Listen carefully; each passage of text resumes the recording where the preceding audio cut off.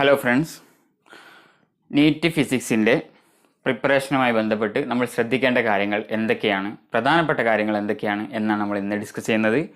ബയോളജിയുടെയും കെമിസ്ട്രിയുടെയും സ്ട്രാറ്റജിയും അതുപോലെ തന്നെ നമ്മൾ ശ്രദ്ധിക്കേണ്ട കാര്യങ്ങളുമൊക്കെ ഞാൻ ഇതിന് മുന്നേ പറഞ്ഞിരുന്നു.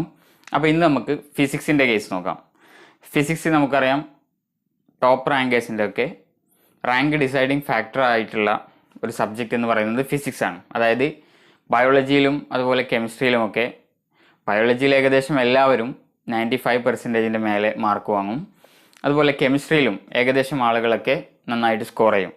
അതേ സമയത്ത് ഫിസിക്സിൽ സ്കോർ ചെയ്യാൻ വളരെ ബുദ്ധിമുട്ടാണ്. സ്റ്റുഡൻസ് ആ രീതിയിലുള്ളൊരു ഫീഡ്ബാക്കാണ് എപ്പോഴും നമുക്ക് കിട്ടാറുള്ളത് സ്റ്റുഡൻസിൻ്റെ അടുത്ത് നിന്ന്. അപ്പോൾ ഫിസിക്സ് വളരെ ഈസിയായി ചെയ്യാൻ നമ്മൾ ശ്രദ്ധിക്കേണ്ട പ്രധാനപ്പെട്ട കാര്യങ്ങൾ എന്തൊക്കെയാണ് എന്നാണ് ഇന്ന് നമ്മൾ നോക്കുന്നത്. ആദ്യമായിട്ട് ഫിസിക്സിൽ നമുക്ക് ഏറ്റവും ഇമ്പോർട്ടൻ്റ് ആയിട്ടുള്ള ഒരു കാര്യം എന്ന് പറയുന്നത് ഫിസിക്സിലെ പ്രോബ്ലംസ് ചെയ്യാൻ ആവശ്യമായിട്ടുള്ള ബേസിക് മാത്തമാറ്റിക്സ് നമ്മൾ ക്ലിയർ ചെയ്യുക എന്നുള്ളതാണ്. അത് ഹൈസ്കൂൾ ലെവലിലുള്ള ആൾജിബ്ര പോലത്തെ മാത്തമാറ്റിക്സ് ആവട്ടെ, അതുപോലെ തന്നെ +1 +2 ലെവലിലുള്ള കാൽക്കുലസ് പോലത്തെ ചാപ്റ്റേഴ്സ് ആണെങ്കിലും ഇതെല്ലാം നമ്മൾ എന്ത് ചെയ്യണം, അതിൻ്റെയൊക്കെ ബേസിക്സ് നമ്മൾ അറിഞ്ഞിരിക്കണം. ഇപ്പോൾ ഉദാഹരണമായിട്ട് നമുക്കിപ്പോൾ 1 ഡയമെൻഷണൽ മോഷനിൽ തന്നെ 2 ഇക്വേഷൻ കിട്ടി, 2 വേരിയബിൾസും കിട്ടി, അല്ലെങ്കിൽ 2 അൺനോൺസ് കിട്ടി. അത് നിർദ്ധാരണം ചെയ്തിട്ട് അല്ലെങ്കിൽ അത് സോൾവ് ചെയ്യൽ എങ്ങനെയാണ് എന്നത് നമ്മൾ 9ാം ക്ലാസ്സിലും 10ാം ക്ലാസ്സിലും ഒക്കെ പഠിക്കുന്നുണ്ട്. അപ്പോൾ അത് നമുക്ക് അവിടെ നമ്മളത് ക്ലിയർ ചെയ്ത് പോന്നിട്ടില്ല എന്നുണ്ടെങ്കിൽ നമുക്ക് ചിലപ്പോൾ കൺസെപ്റ്റ് ക്ലിയർ ആയിട്ടുണ്ടാവും, 2 ഇക്വേഷൻ നമുക്ക് കിട്ടിയിട്ടുണ്ടാവും, പക്ഷേ പിന്നീട് അത് സോൾവ് ചെയ്തിട്ട് ആൻസറിലേക്ക് എത്താൻ നമുക്ക് പറ്റില്ല. അതുപോലെ തന്നെ നമ്മൾ പ്രൊജക്റ്റൈൽ മോഷൻ എന്ന് പറയുന്ന ചാപ്റ്റർ ഡീൽ ചെയ്യുന്ന സമയത്ത് അവിടെ നമുക്ക് ട്രിഗണോമെട്രിയുമായി ബന്ധപ്പെട്ട് വളരെ ബേസിക് ആയിട്ടുള്ള കാര്യങ്ങൾ അതുമായി ബന്ധപ്പെട്ട ക്വസ്റ്റ്യൻസ് ചോദിക്കാറുണ്ട്. അപ്പോൾ നമുക്ക് അവിടെ ട്രിഗണോമെട്രിയിലേക്ക് പോകേണ്ടി വരും. അതുപോലെ മറ്റു ചില ചാപ്റ്റേഴ്സിൽ ഇപ്പോൾ ഇലക്ട്രോസ്റ്റാറ്റിക്സിൽ തന്നെ നമുക്ക് ഡിഫറൻഷിയേഷനും ഇൻ്റഗ്രേഷനൊക്കെ ആവശ്യമായി വരുന്നുണ്ട്.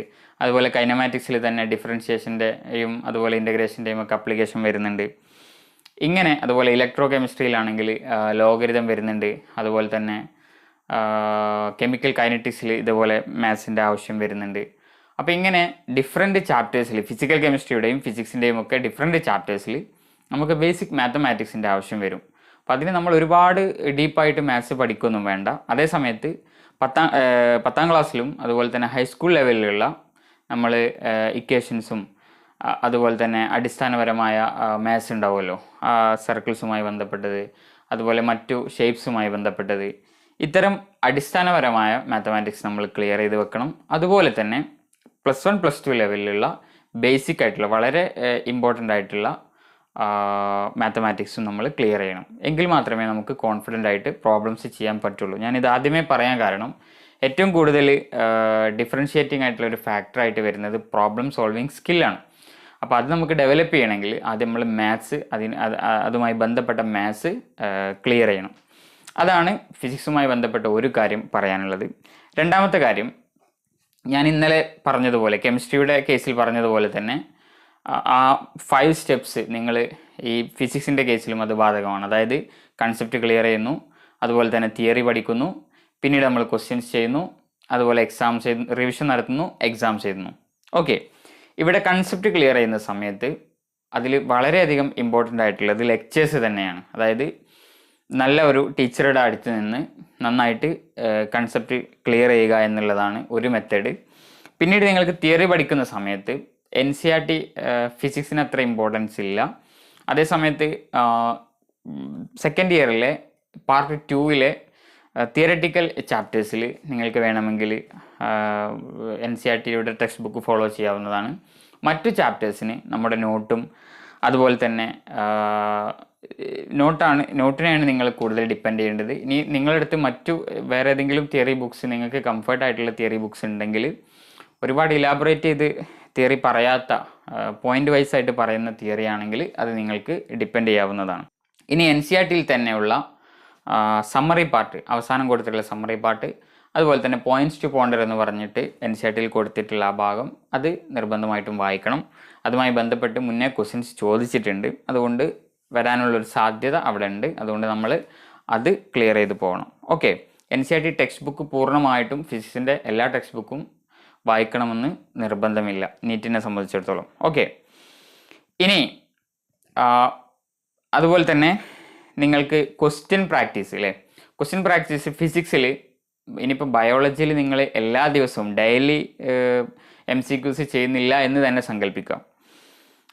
NCERT റിവൈസ് ചെയ്ത് പോയാൽ തന്നെ ഏകദേശം നമുക്ക് ക്ലിയർ ചെയ്ത് പോകാൻ പറ്റും. പിന്നെ നമ്മൾ നമ്മുടെ കംഫർട്ടിനനുസരിച്ചിട്ട് ക്വസ്റ്റ്യൻസ് പ്രാക്ടീസ് ചെയ്താൽ മതി.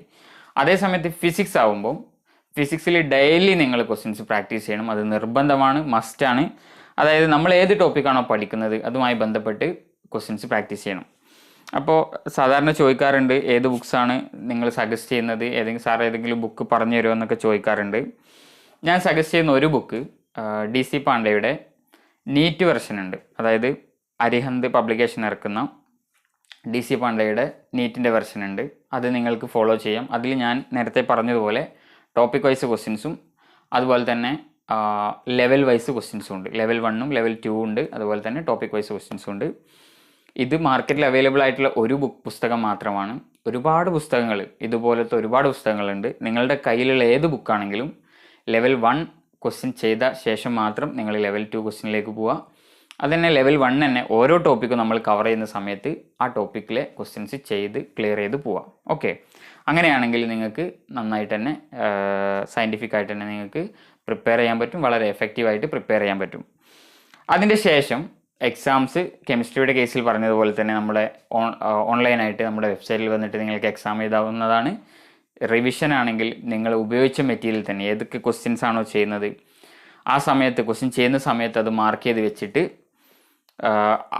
ഡിഫിക്കൽട്ടായിട്ടുള്ള ക്വസ്റ്റ്യൻസ് മാർക്ക് ചെയ്തിട്ട് അത് തന്നെ റിവൈസ് ചെയ്യാൻ വേണ്ടിയിട്ട് ശ്രദ്ധിക്കാം.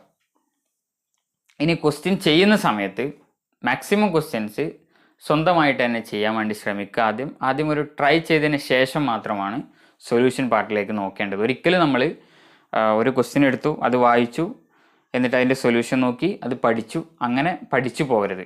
ക്വസ്റ്റ്യൻസ് വർക്കൗട്ട് ചെയ്യുക എന്നുള്ളതാണ്, സ്വന്തമായിട്ട് ട്രൈ ചെയ്യുക എന്നുള്ളതാണ് അതിലെ ഇമ്പോർട്ടൻ്റ് ആയിട്ടുള്ള ഒരു ഫാക്ടർ എന്ന് പറയുന്നത്, അല്ലെങ്കിൽ ഇമ്പോർട്ടൻ്റ് ആയിട്ടുള്ളൊരു പാർട്ട് എന്ന് പറയുന്നത്. അപ്പോൾ അത് നമ്മൾ ഒരിക്കലും സ്കിപ്പ് ചെയ്യരുത്. നമ്മൾ ട്രൈ ചെയ്തതിന് ശേഷം മാത്രമാണ് നമുക്ക് കിട്ടുന്നില്ല എങ്കിൽ സൊല്യൂഷൻ പാർട്ടിലേക്ക് പോകേണ്ടത്. അതിന് ഒരുപാട് സമയം നമ്മൾ ചിന്തിച്ച് ബുദ്ധിമുട്ടാവേണ്ട കാര്യമൊന്നുമില്ല. നമ്മൾ ട്രൈ ചെയ്തതിന് ശേഷം നമുക്ക് നമ്മുടെ മാക്സിമം ട്രൈ ചെയ്തതിന് ശേഷം കിട്ടുന്നില്ല എങ്കിൽ സൊല്യൂഷൻ നോക്കുക. അങ്ങനെ ഒരുപാട് ക്വസ്റ്റ്യൻസ് നമ്മൾ ചെയ്തു പോകുമ്പം ഒരു ലിമിറ്റഡ് നമ്പർ അല്ലെങ്കിൽ ഒരു സ്പെസിഫിക് നമ്പർ ഓഫ് ക്വസ്റ്റ്യൻസിൻ്റെ ശേഷം നമുക്ക് തന്നെ സ്വന്തമായിട്ട് ആൻസർ കിട്ടിത്തുടങ്ങും. അപ്പോൾ നമുക്ക് കൂടുതൽ കോൺഫിഡൻസ് വരും, പിന്നീട് അങ്ങോട്ട് നമുക്ക് അത് ഈസിയായി മാറും. അപ്പോൾ ഈ രൂപത്തിലാണ് നമ്മൾ ക്വസ്റ്റ്യൻസ് ചെയ്യേണ്ടത്. ഏതായാലും ഫിസിക്സിൽ നിങ്ങൾ വളരെയധികം ശ്രദ്ധിക്കേണ്ടതുണ്ട്. ഫിസിക്സിൽ ഓരോ ക്വസ്റ്റ്യനും അത് ക്ലിയർ ചെയ്യുക എന്നുള്ളത് വളരെ ഇമ്പോർട്ടൻ്റ് ആയിട്ടുള്ള കാര്യമാണ്. ബയോളജിയേക്കാളും നമ്മുടെ റാങ്ക് ഡിസൈഡ് ചെയ്യുന്ന ഒരു ഫാക്ടർ കൂടിയാണ് ഫിസിക്സ്. അതുകൊണ്ട് തന്നെ ഫിസിക്സിൻ്റെ വിഷയത്തിൽ നന്നായിട്ട് ശ്രദ്ധിക്കേണ്ടതുണ്ട്. ഓക്കെ, മറ്റു കാര്യങ്ങളുമായി വീണ്ടും കാണാം. Thank you.